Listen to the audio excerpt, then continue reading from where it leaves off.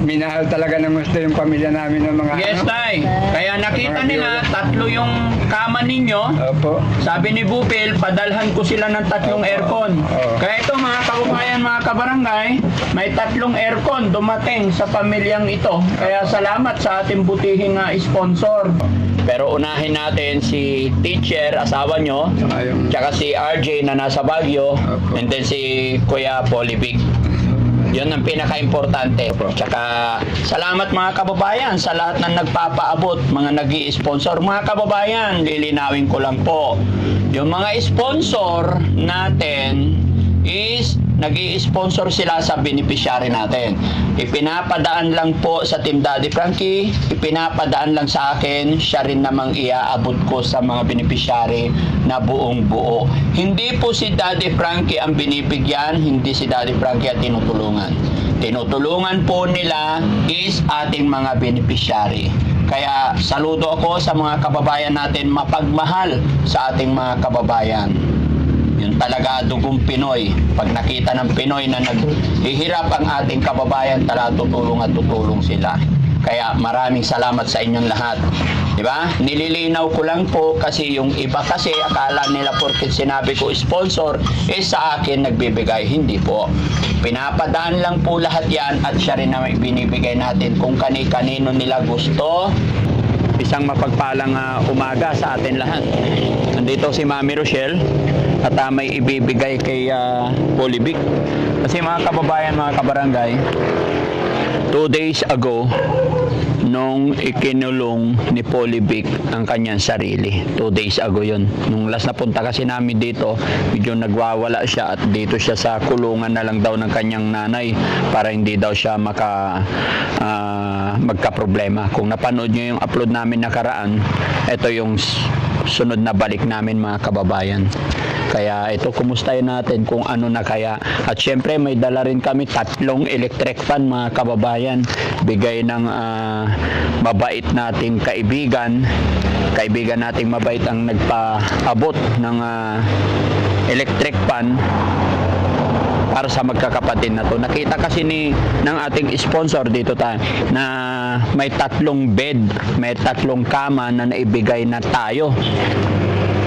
Kaya naisipan din ng ating sponsor na magpaabot ng 3 electric fan. Kaya salamat po. At sino kaya mga kababayan? Abangan nyo sa dulo ng video ito para malaman nyo kung sinong nagpaabot ng electric fan na ito. Tara mga kababayan, kumustahin natin, sabay-sabay nating alamin, kumustahin ang pamilyang ito, especially kay Polivic. At abangan nyo rin po mga kababayan yung pagpunta namin sa Baguio para kumustahin yung isa pang kapatid na si RJ at saka si teacher. No? Medyo hindi lang natin mapagsabay-sabay mga kababayan dahil sa dami ng ating mga tinutulungan. Pero one at a time, magiging okay din po yan. Ani? Liga? Hello, Tay! Hello! Kumusta po? Hello, Tay! Kumusta kayo? Magandang umaga po. Good morning! Masaya si tatay Ha? May kabat ako kung pali ko dalawa nung dumating kayo, skip muna. Ay, ganun. Okay, galing ano? May kausap kang dalawang kumpare? Pinasyalan lang ako. Anong dala ng kumpare mo? Ano lang, titimpla kami ng Diyos ng ito, kalamansi Diyos. Very good. Aljon, anong dala nila? Walang braha Opo, wala po. very good. Okay, tawa si tatay Ha? Kumusta pala si Polivic? Gumala po. Gumala na siya. Nag-bike po siya. Ha? Nag-bike po. Nag-bike pa rin? Akala ko itago nyo na yung bike. Wala nangyari doon sa amin. Nagserbahan ko nga dyan na na kasama kami nung araw na yun dyan. Kasama kami maghapon. Maghapon yan. Pati diretso siya natulog dyan. Matulog siya dyan maghapon. Hindi, nung unang araw lang ha. Oo. Tapos nung kinabukasan na. Ayaw niya na. Ayaw na niya, lumabas na. Tapos sinasamahan ko naman siya doon. Sabi ko, magkasama tayo dyan. Hindi pwedeng wala kang kasama dyan, sabi ko. Oo. Kinabukasan, kahapon yun yung kinabukasan. nagbisikleta na pagkatapos kumain. Ganun pa rin, hindi ko rin siya... Yung gamot niya, hindi na siya nagiinom. Hindi ko pakasama, pero ang ginawa ko, kung hindi kayo ng gamot ka ako para maayos ang tulog mo, yung gatas dyan lahat, yun na lang ang birahin mo ng birahin, yung gatas. Oh. Kaya yun, gatas ang ano. Nakakatulog naman siya pag umuwi dito. Obserba ko kung hindi siya nakakatulog, nakakatulog siya. Ayun nga, sabi ko, aalis ka na naman. Sabi ko, babalik ka agad, huwag kang tanghali. Ibig sabihin, Opo. siguro mga ngayon, mga isang oras na mahigit na wala. Isang oras na. Okay lang kung kumain kasi nagkakaproblema tayo pag pagod na, tapos puyat, tapos hindi nakakain. Ayun nga, ganun nga ang nangyari. Okay, ano nga pala to tay? Ayun nga, sabi ko, vegetarian pala yung anak ko Pinili ko sa kanya. Ang daming gulay. So, puro gulay binili nyo kasi vegetarian. Para sa amin na rin yung lahat. Kahit ako tayo, minsan vegetarian, vegetarian. Ha? Vegetarian. Vegetarian din ako minsan eh. Masarap to, sariwa fresh na fresh mga kababayan. Yan yung inulam. Di ba maganda pag ganito yung mga paninda nyo? Yung bagay ng inulam. Nga pala tayo, si Mami Rochelle. Opo. Kilala nyo siya? Pangalawang pagkakataon na nakita namin. Akala ko pangalawang asawa. Ayusin mo tayo. Upo ka, honey. Wala ka ngayon. Upo ka dyan, Han. Yan, may bigay po siya sa inyo, tay. Maraming salamat. Buksan mo, ha.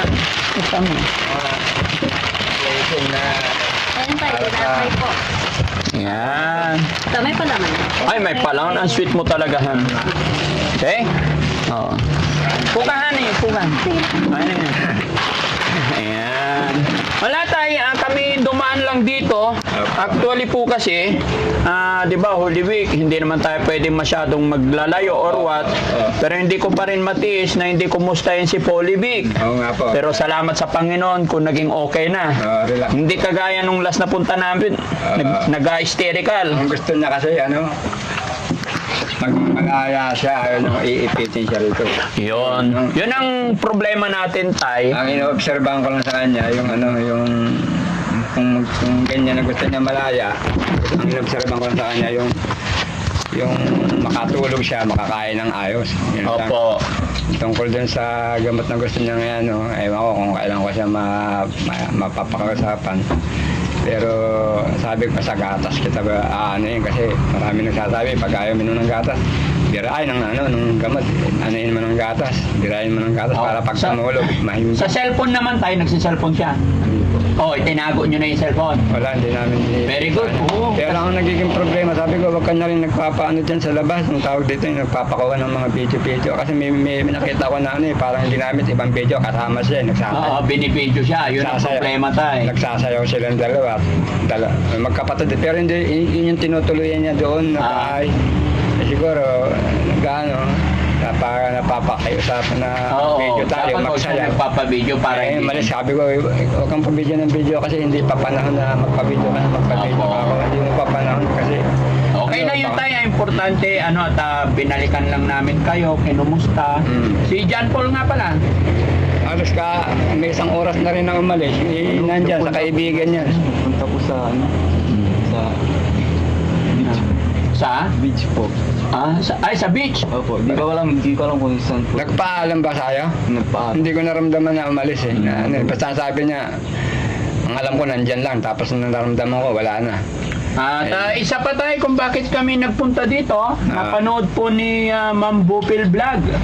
Yung video natin, nakita niya 3 na yung kama ninyo. Opo. So sabi niya, Daddy Frankie, magpapadala ako ng 3 electric fan. Guys, asan na yung 3 aircon? Talaga kaya yung minahal talaga ng gusto yung pamilya namin ng mga Yes, tay. Kaya nakita nila, 3 yung kama ninyo. Opo. Sabi ni Bupil, padalhan ko sila ng 3 aircon. Kaya ito mga kababayan, mga kabarangay, may 3 aircon dumating sa pamilyang ito. Kaya salamat sa ating butihing sponsor. No? Kaya kay Ma'am Bupil Vlog, maraming salamat sa 3 aircon pinadala mo sa pamilyang ito. No? Alam ko giginawin na sila. So, pwede ba buksan natin yung isa, guys, para makita naman makita yung aircon na yan. Kung kaya nyong i-assemble nyo na. Lalaki nyo para ilagay natin sa bawat sa 3 kwarto nila. Oh, tagis na tayo ng asimbol. Ayan. Dito Kahan, mainit yata. Ano ba? Oh, dito ka. Wala lang kami. Ayan. So, mga kababayan, ang pinadala ni Bupil Vlog, 3,000 pesos. So, si Boss JP ang pinabili ko niyan. Magkano lahat yan? Tatlo? 3 plus. 3 plus. 2 plus. Okay. Walang problema. Maliit na bagay, no? Mga kababayan, mga kabarangay. Kumusta nga pala yung tay? Motor nyo na binigay ko. Eh, yan po, yung motor nandiyan po sa katabi. Ngayon, pinapaandar-andar na lang ng anak ko dyan. Oh. Oo. Hindi nyo pa ginagamit. Kanina umaga, yan ang pinag-ano ko ng gulay. Namalingki ka. Daling araw, yan ang sinaribos ko. Saan nyo po binili to tayo? Diyan lang po sa bayan namin, San Carlos. Sariwang-sariwa tayo. Kaya nga tinakpan ko ng basang tela. Ganun pala yun. Yung basang tela. Oo. Yan. Kaya Para stay fresh. Kaya hindi basta-basta malanta. Ganun pala yung sistema tayo. Para sariwa, para hindi malanta, para sariwa, Tela. takpan ng tela. Sanay nga kasi ako magtinda rin ng mga gulay. Kaya Ay, ganon. Takpan ko rin si Mami Rochelle ng tela. Aray! Takpan ko rin si Mami Rochelle ng tela. sabi ko, yung binili ko nga pala dati Frank na nakawalan na gusto kong gamitin dito. Maaaring sa Sabado ko na umpisa kasi mahal na araw naman. Opo, nakabili ka na ng kawayan. Nandiyan po sa bungat po, nasa naman laki. Magkano po yun? Napansin ko nga po. Bali, 1-2 lang po yun. Lahat? 1-2? Pero kung kukulangin, dagdagan ko na lang. Paano gagawin mo sa kawayan? Ibabakat ko nga po dun sa labas at saka ipoposti ko rito sa... Yan ang gusto ko sa'yo, Tay. No, hawakan mo to. Tay, samahan mo ako, gusto kong makita yung kawayan. Mga kababayan, habang ina-assemble po itong 3 aircon na to, ng ating mga boys, ipapakita ni Tatay sa atin.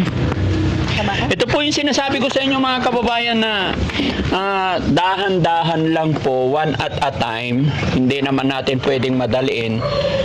Dahil marami kaming pinag-uusapan ni Tatay, marami kaming plano sa pamilyang ito, pero hindi po agad-agad.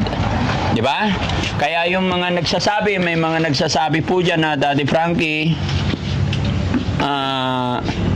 may nabasa kasi ako. Although gaya na sinasabi ko na hindi ko naman sila masisisi kasi hindi pa nila napapanood lahat kung ano yung nangyari. Sabi nila, bakit ganun Daddy Frankie? Bakit ganyan? Relax lang po tayo mga kababayan.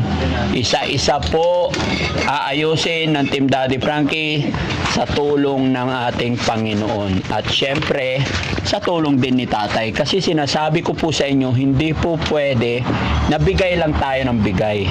Kailangan gabayan, turuan natin sila, i-assist natin sila. Nakita nyo naman yung mga kakulangan, kahinaan nila. Kaya nga po nandito tayo para i-assist sila. Pero nakita nyo naman, gumagawa ng paraan si Tatay. Pero syempre, hindi naman kukuha ng taong ganun kadami agad para hindi ganun kalaking gastos dahil sayang, no? So, Tay, pakita mo sa amin, Tay. Ay, yan, Paul. Bless. Hi. Bless kay Mama. Yan. Ito, nakita ko yung ganda. 1-2 lang to, Tay. Bali, 1,000 nga lang yan eh. Kumbaga may binili lang ako iba dito sa 200. Ay, mura lang. Di ba? 1,000 lang din. Bali, 1,000 lang yan. Kasi mga kababayan, nakita ko kasi open na open to. So pinag-usapan namin ni Tatay, magkaroon siya ng gate. Gusto kong bakuda sa may kanto na hanggang dito. Basta ititira ko lang itong pag-ituntin. Opo. So kaya mo naman Tay, gawin yan. Anak ko po unti-untiin yan. Yes, dahan-dahan lang ha. Anak ko po unti-untiin. Lahat ganyan, mga anak ko makakaalala naman sa akin. Hintay-hintay ko alam yung isa na yung panganay ko na makarecover para makatawagin sa akin. At saka si RJ, pagka okay na, pag nakauwi na. Opo, No? Kasi tingnan nyo mga kababayan, no? Lalaking kawayan to.